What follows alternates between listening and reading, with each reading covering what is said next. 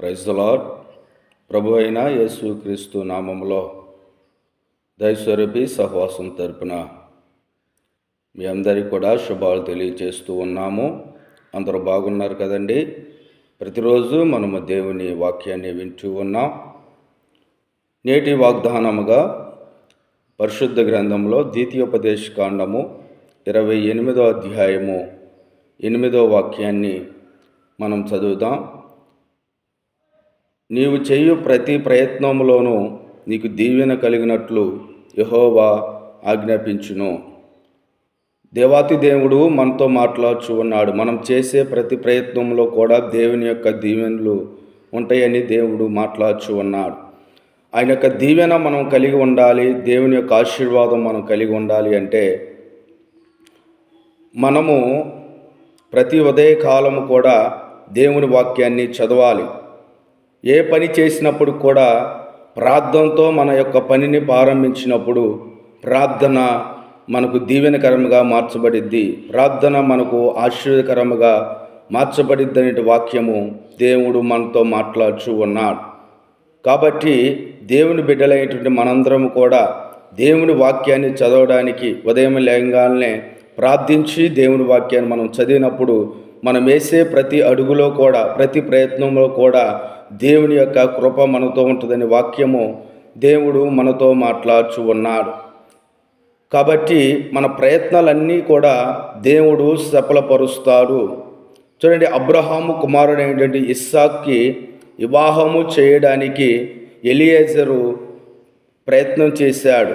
తను చేసే ప్రయత్నంలో దేవుడు సహాయం చేయాలి అని మొదటగా ఎలియేజరు ప్రార్థించి తను చేసే ప్రయత్నాన్ని ప్రారంభించాడు. కాబట్టి ఆ యొక్క ప్రయత్నంలో దేవుడు అతన్ని దీవించాడు. ఏ పని చేసినప్పుడు కూడా మనము దేవునితో ప్రార్థనతోనూ వాక్యముతోనూ మనం వేసే ప్రతి అడుగును కూడా దేవుడు స్థిరపరుస్తాడు. వాక్యము ప్రభు మనతో మాట్లాడుతున్నాడు. థామస్ అల్వా ఎడిసన్ అతడు ప్రతిరోజు కూడా దేవుని వాక్యాన్ని చదివేవాడు. నా యొక్క జీవితాన్ని, నా హృదయాన్ని దేవుడు వెలుగుతో నింపాడు, అలాగే నేను కూడా ఈ లోకాన్ని వెలుగుతో నింపాలి అని బల్బును కనిపెట్టి ఈ లోకాన్ని వెలుగుతో నింపారు.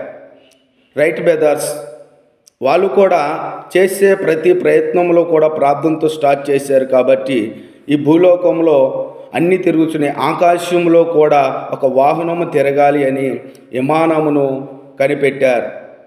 అలాగే దేవుని వాక్యము ఇదే పని చేసినప్పుడు కూడా మనం వాక్యముతో ప్రార్థనతో ప్రయత్నం చేసినప్పుడు మన ప్రయత్నాలన్నీ కూడా మనకు దీవెనకరముగా ఆశీర్వదకరముగా ప్రభు చేయబోతూ ఉన్నాడు.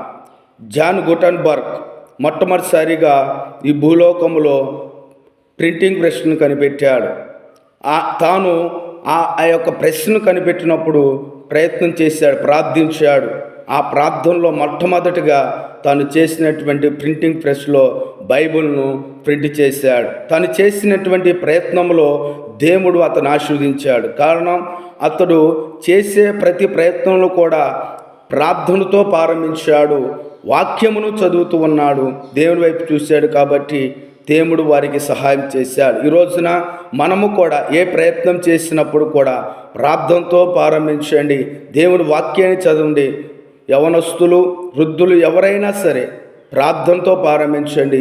దేవుడు మనల్ని, మన కుటుంబాలను ఆశీర్వదించి మనం చేసే ప్రతి ప్రయత్నములు కూడా పరలోకమందున్న తండ్రి ఈ భూలోకన మానవులకు ఆమేన్ చెప్పునుగాక. Praise the lord. హల్లెలూయా.